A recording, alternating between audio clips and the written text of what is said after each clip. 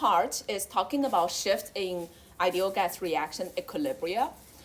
The general gesture here is, in our last lecture, we went over discussion in how do we calculate equilibrium constant for a chemical reaction at equilibrium.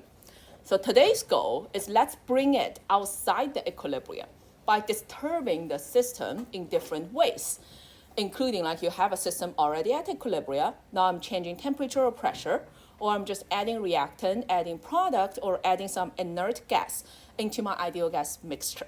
Right? So we're trying to quickly predict how will the system change or how will the system shift.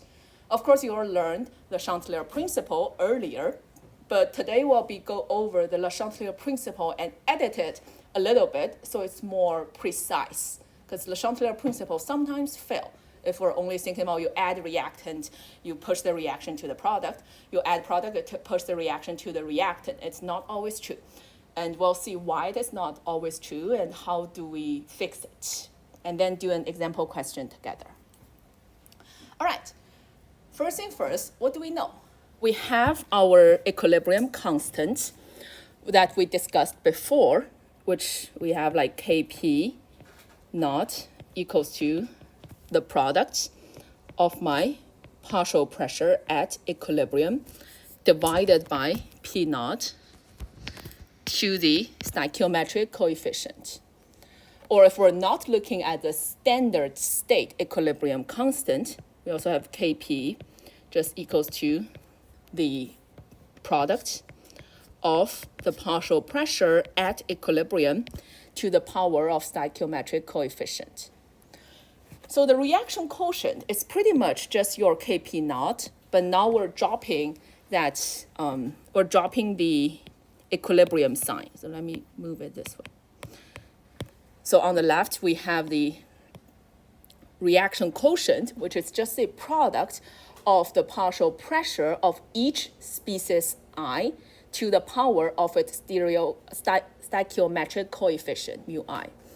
Or if we want to write it in the standard state, we can write it as my Qp naught equals to the product of my partial pressure of species I divided by the standard pressure to the power of the stoichiometric coefficient. So you compare the Qp with Kp, or you compare Qp naught with Kp naught. So just small differences between these. And the Qp naught here will be a unitless, because we eventually will plug into the logarithm. So these two numbers, or these two expressions, must be unitless. And from there, what do we know? We're saying if my Qp is smaller than the Kp, we're predicting the reaction quotient need to increase, right? So we're predicting the reaction going forward in order for it to reach equilibrium. Now, Qp equals to Kp at equilibrium. And if my reaction quotient is larger than Kp, then we're expecting backwards reaction. All right, I'm just going to put this on the board because we'll use it later. So reaction quotient smaller than Kp forward. Qp larger than Kp backwards. All right. And then from here, these are all we need, and also the definition of Qp and Kp. We'll see in every situation when we're changing the condition or we're adding reactant or product, how does my equilibrium shift for ideal gas reactions? Again, in this case, only looking at ideal gas reactions at the moment to keep it simple. First thing first, isobaric temperature change, right? So I hope I'm gonna go slow with you and tell you like how I'm thinking about this problem when I'm approaching it. So when we're saying isobaric temperature change, what do we know? First thing first, we say like isobaric, and the reaction composition is not changing. So my reaction quotient here, I have Pi equals to chi I times total pressure P, right? So my reaction quotient will not changing because my pressure is not changing, the composition is not changing, so the reaction quotient is not changing. All right. And then thinking about what else can take place. Now, for my equilibrium constant, we discussed the temperature dependence of my equilibrium constant in our discussion on the Van 't Hoff equation. Or in this case, we're saying d ln Kp over dt equals to delta H naught over RT squared. So there are two ways to think about it. One way is just to rationalize in this equation. We have the ln Kp naught as a function of temperature, right? My R is positive. Temperature must be positive. So if we have positive delta H naught, so that's the heat of the reaction, or we're seeing this reaction is endothermic. We're expecting my ln Kp to increase with temperature increases. And if my delta H naught is negative, we have exothermic, and my ln Kp naught is going to decrease with temperature increase. All right.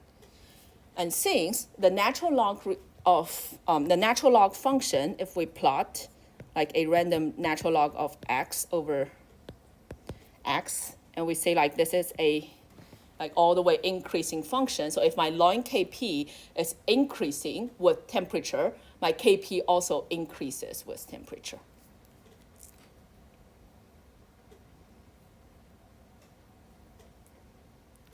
All right, so alternative way, you can also rewrite this d ln Kp naught over dt into the function of dKp over dt, and then solve it equally.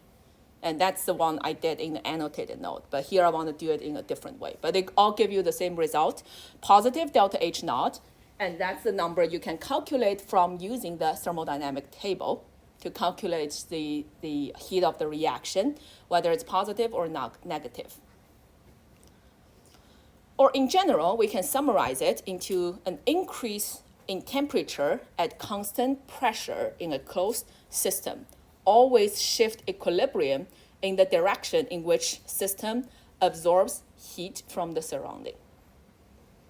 All right, so for a exothermic reaction, we're saying the product is more stable than the reactant, so the system absorbs heat from surrounding, and thus we have ln Kp decrease. My Qp will become larger than Kp. We're going backwards to the direction that absorbs heat from surrounding. All right, so far so good. So this one is more generally true. It's Qp is not changing, but Kp is changing. Like reading it, we know that Qp is not changing because Qp is like the product of your partial pressure. Partial pressure is not changing. Next one, what about isothermal pressure change? So this one, let's just write out what are my equilibrium constant and what are my partial pressure. What are my partial pressure and my equilibrium constant and reaction quotient. So I'm just dreaming up a random equation of AA, so the stoichiometric coefficient of A is a small a, that for B is small b. So we can write my partial pressure of A equals to mole fraction of A times the total pressure.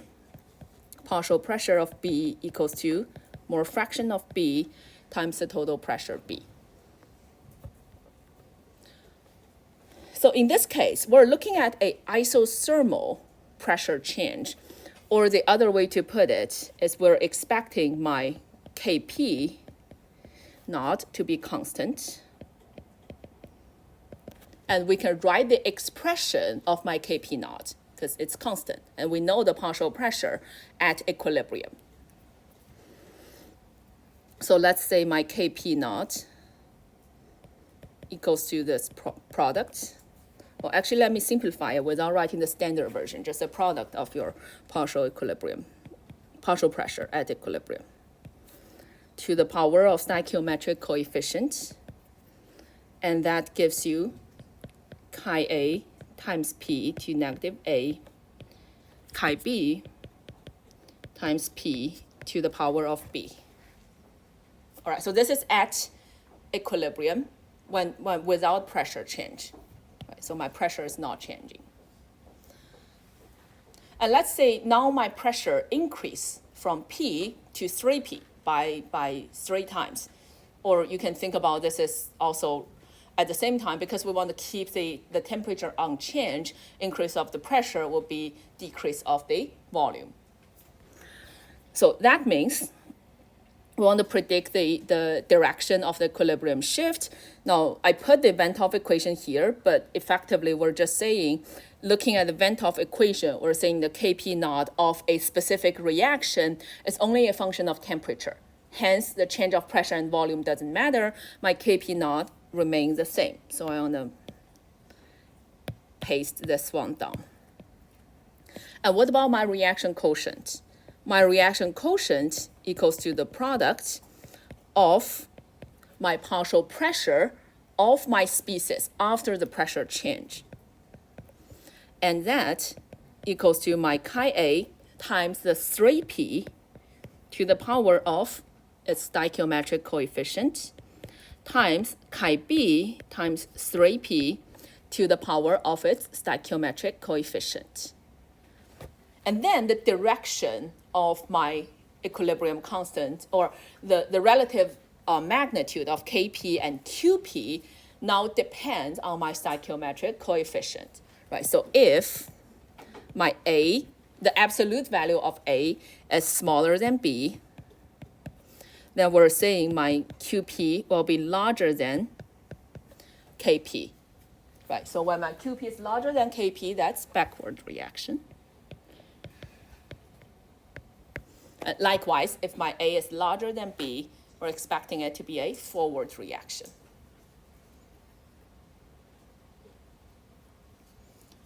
Or we can generalize this conclusion to a word statement by saying an increase in pressure at constant temperature in a closed system of these ideal gas equilibrium shifts the equilibrium in the direction in which the system volume decreases. So in this case, like A is smaller than B, so we have less gas in my reactant, more gas in the product, less volume in my reactant, more volume in the product, right? So it's shifting the direction in which the system volume decreases.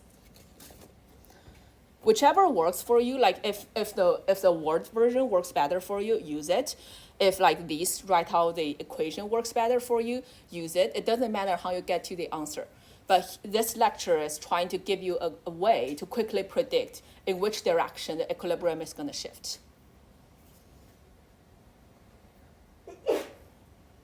Right.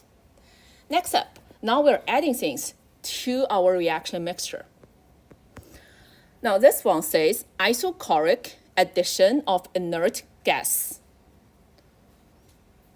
So we're saying we're just adding inert gas. The pressure might be changing, the temperature, volume are not changing.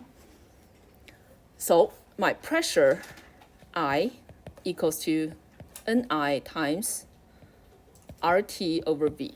Right, so for ideal gases, the partial pressure equals to your chi I times the total pressure, and or the other way to put it, in this case, we have PV equals to nRT, right? So for every species, you likewise have PI equals to Ni times nRT over V, over the total volume. And here the total volume is not changed. Right, so the number of species of your each species I is not changing, R is not changing, T is not changing, volume is not changing. So your partial pressure of each ideal gas species is unchanged.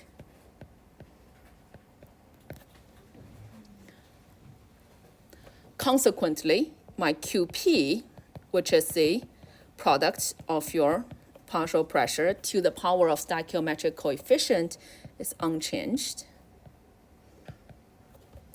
Constant temperature, your Kp is not changing. because we have constant temperature. So what's the conclusion? Conclusion is that adding the inert ideal gas to our mixture will not shift the equilibrium in any way.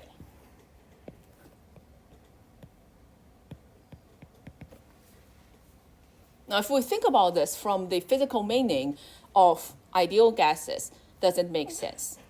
We're saying you have ideal gas reactions taking place in reactant product and some additive C, right? So now by adding an inert ideal gas that is not reacting with the existing mixture, how will it happen? Well, the ideal gas molecules do not interact with each other. So if we're adding an inert ideal gas, there's no way of the ideal gases knowing something else is added without temperature and volume change. So physical meaning-wise, it also makes sense to say, all right, so the addition of the inert gas at constant pressure and constant volume and temperature doesn't change the equilibrium. All right. Question? So far, so good? Okay, so far we've been looking at situations where either your QP is constant or your KP is constant, or both of them are not changing. And now let's start to look at scenarios and both of them might be changing and see how do we solve it out, which is the addition of your reactant gases. So in here, let's just use this random equation, for example. I'm just writing A plus B goes to 2C and D.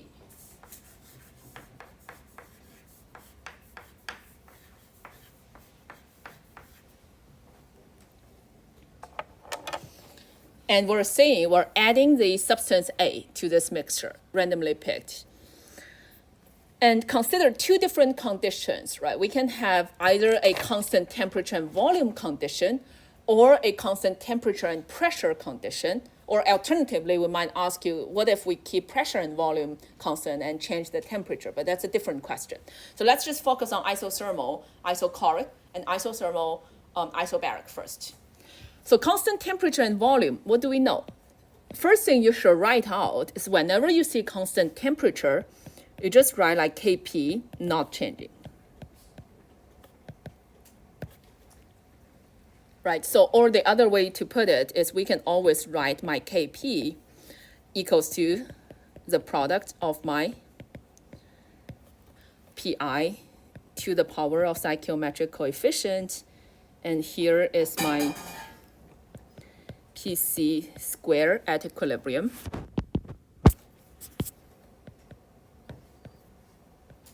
times Pd equilibrium over Pa at equilibrium and Pb at equilibrium. And then what about my partial pressure? So what do we know? In this case, we're only adding my substance A. So using the same equation before, we're saying for these ideal gases, for each species, Pi equals to Ni times RT over V. Your V is not changing, that's why we're choosing this equation to use. Right, so in this case, we're not adding any of the substance B, C, and D to my mixture. So that means my P, B, C, and D, these are all the same, right? So the partial pressure of B, C, D are not changing. What else do we know? We know that Pa equals to Na over RT over V, and since we're adding substance A to the mixture, so my Na will be larger than my Na at equilibrium. So my Pa will be larger than my Pa at equilibrium.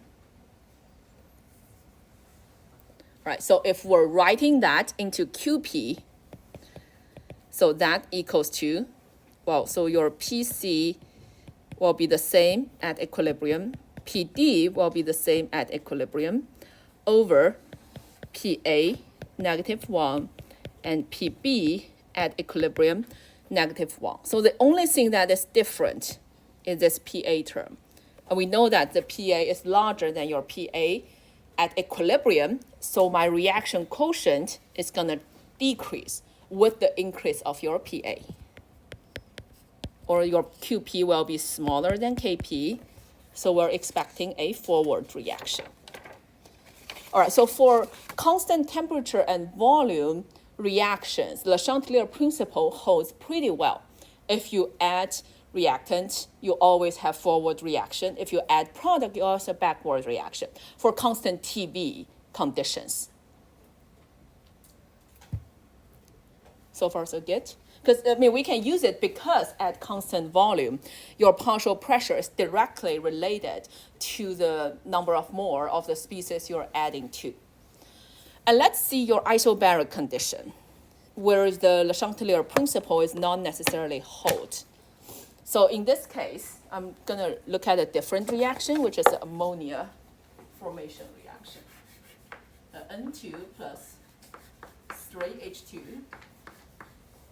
forming 2 NH3. So the analysis is the same. We first look at constant T, or be like, okay, so my equilibrium constant is not changing. And then what else do we know? We have the partial pressure, Pi, equals to chi I times total P. And, well, that's about it. We can't have any, really general conclusion coming from this constant TP result because, or the other way to put it is in here. In order to make prediction into where the equilibrium is going to shift, we need more information about the chi I, or how does the mole fraction of each of my species is changing along the process. All right, so this is where the revised Le Chatelier principle comes to play. And let's do this ammonia formation example together and see how does it work. For convenience, since we're looking at your mole fraction, let's use the mole fraction version of your equilibrium constant and reaction quotient. It's effectively the same, right? It's just talking about mole fraction times the total pressure. And here my pressure is constant, so they will be just same to each other with a pressure as like a commonplace. Now in here, what do we have? We know that at equilibrium, let's assume we have the scenario that at equilibrium, the number of mole is given for each of your species here. And let's say we add 0.1 mole of N2 into the reaction mixture and predict how does the reaction shift, or to what direction the reaction is shifting. All right, so we can do this together. You can also do it yourself, and I'm just going to do it with you.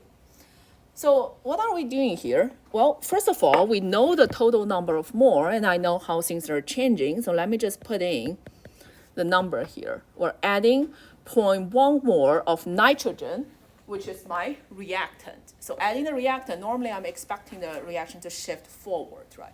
But if we're calculating the mole fraction of each species, we see that what we have here is your mole fraction of NH3 at equilibrium. That's just 1/5.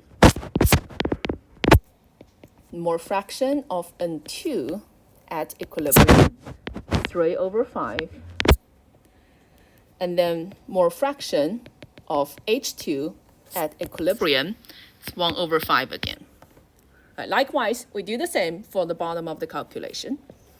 Mole fraction of the NH3 not at equilibrium equals to, 5.1/1, which is about 0.196. Well, that of N2 is 3.1 divided by 5.1, that's 0.608. And mole fraction of H2 equals to 1/5.1, that's roughly 0.169. Then from these calculated mole fractions, we can see how does the the equilibrium, how to calculate equilibrium constant and reaction quotient. Right, so on the top, we have my equilibrium constant, the mole fraction version, equals to 0.2 squared divided by 0.6 times 0.2 to the third.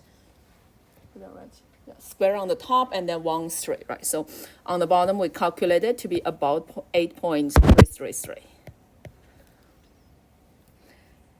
And on the bottom, we do the same for my reaction quotient. Now, all three mole fractions are changing. That's why in the beginning, I'll be like, we don't have a general principle. It depends on what are the stoichiometric coefficient? How does the mole fraction change? So in this case, we have same. On the top, 0.196 to the power of 2 divided by 0.608 and 0.192 to the power of 3. And we do the calculation, it should be 8.392. Yeah. Why is one of them 0.196 and the other 0.192? Oh, it should be 196. Oh. Yeah. All right. And then we compare these two numbers. Which one of them is bigger? So we have my reaction quotient to be slightly larger than my equilibrium constant, or the other way to put it is we're expecting a backward reaction, despite the fact we're adding N2 into my mixture. And the reason here is looking at the actual number of mole, which is like an extensive property, like the number of mole of your species is not directly related. It's related, but it's not like proportional to the mole fraction. So the revised Le Chatelier principle would be in a system at equilibrium, a change in one of the intensive variables. So the intensive variables could be temperature, pressure, mole fraction. So these will determine the equilibrium, will shift the equilibrium in the direction counteracting the change in that variable. Right? So in this case, if we're focusing on here, on the mole fraction of N2, where we add the, focusing on the mole fraction of N2, we see that in the original one, that's about like 0.6. And after addition of the one more, we get the 0.608. So we're trying to counteract the addition based on the mole fraction, not only on the number of moles. Nevertheless, so the take-home message here is when you're reading constant TP, addition of your reactant or product, before using the Le Chatelier principle, double ask yourself, it's like this equilibrium shift might be different than the Le Chatelier principle predicted. So you want to think about the specific reaction, taking consideration of what is the stoichiometric coefficient, how much of my reactant or product has been added into the mixture. All right. You see, like chemistry is something like the more we move on, the more amendment we're making to our Gen Chem and intro chemistry classes. All right. So this one, we're calling it to the end of my chapter 6, but we have some practice problems together. So I'm not ending the class so far. So this one is very educative, so we can just work on this together, right? What do I expect you to know for this chapter 6.6? Again, the goal here as chemists, we want to know how does equilibrium shift, whether it shift to the left, to the right, or stay where it is. So here's a quick practice in application of what we discussed before. First thing, when we're looking at temperature is decreased at constant pressure, right? So how do we read it? We say temperature is decreased, the first part. So I know my Kp naught is changing. And depending on the delta H naught, we will have, whether it's endothermic or exothermic, we'll know how does my equilibrium constant change. And then constant pressure, this tells me for this ideal gas mixture, without changing the composition, constant pressure just tells me my PI, or the partial pressure of my species, equals to chi I equals to P times P. So it's not changing. So my QP is constant. All right, so for this question, what you should do, well, first find out what is the delta H naught of the reaction. So we can use the Van 't Hoff's equation. So write out, we have the dKp naught over dt, or you can use a different version, that's the same, equals to Kp naught times delta H naught over RT square.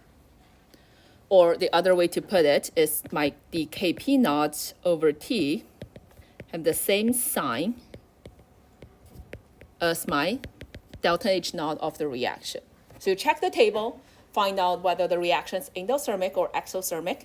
In this reaction, I'm telling you it's endothermic. You can do the calculation yourself. And endothermic means my dKp naught while changing the same direction as my temperature change. So if my temperature is decreasing, my Kp naught is decreasing. Then my Kp naught will be smaller than Qp. We're expecting a backward reaction.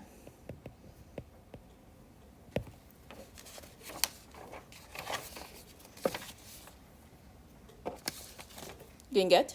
All right, so next up, isothermal volume decrease.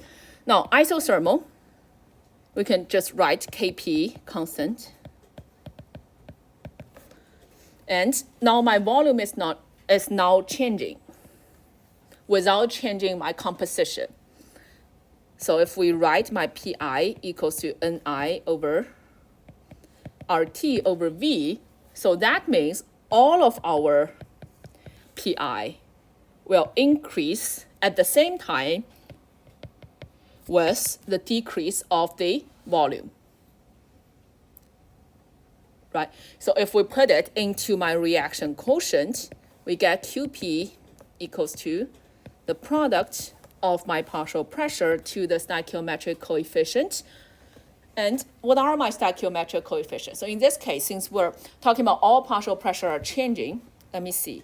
We have the PCl5 goes to PCl3 and Cl2. So in total, in the reactant, we have stoichiometric coefficient adds up to be 1. And in the product, the stoichiometric coefficients adds up to be 2. So overall, because all of my partial pressure are increasing, we have my Qp to be larger than Kp. And again, that's a backward reaction.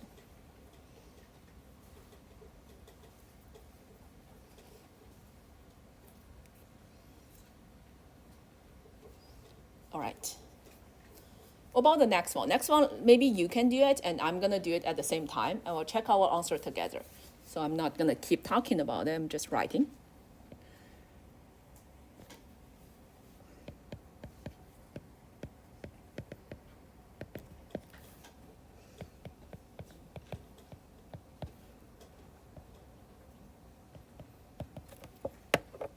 Let me just write that equation for you.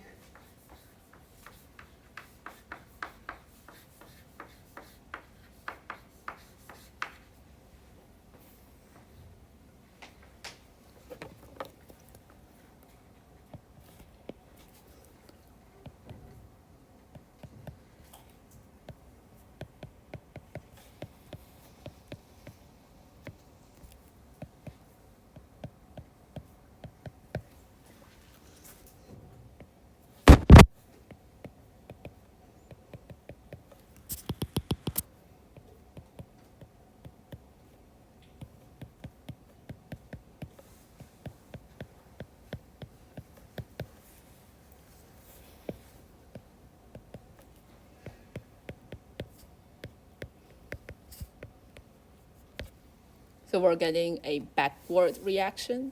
Are we getting the same answer? All right, sounds good.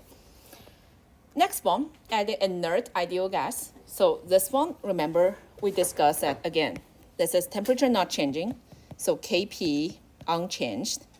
Total pressure is the same, and for each species, your Pi equals to Ni over times RT over V. So the partial pressure of each of your reactant will not be changing, so no shift in equilibrium.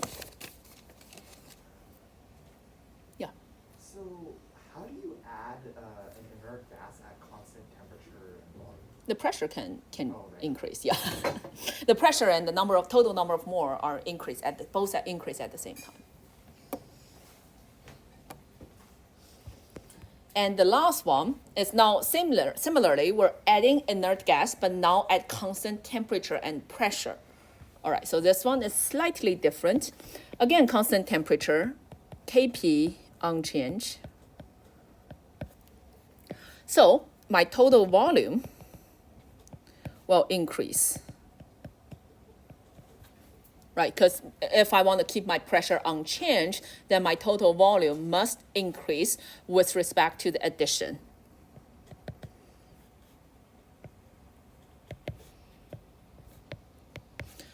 So consequently, all of the partial pressure of my reactants and products will decrease.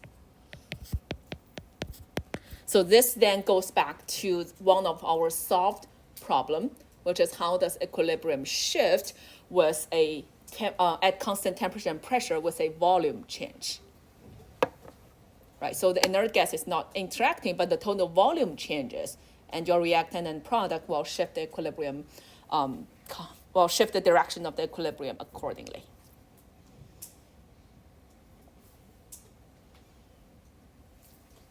All right. And I think that's everything from me. This is the ending for chapter 6. I'll be posting like recommended questions for you to practice on chapter 6. And then starting from our next lecture, which is Wednesday lecture, we'll start talking about phase law. So that involves first the phase rule, what are the degree of freedom for phases, how to read the one component phase diagram, and then calculating how does the phase equilibrium change from the phase diagram. All right? And if you have any additional questions on midterm 2 you want to chat with me about, I will be in my office tomorrow morning for office hour. And also, if you want to send me an email, it's also fine. I'll be as responsive as possible.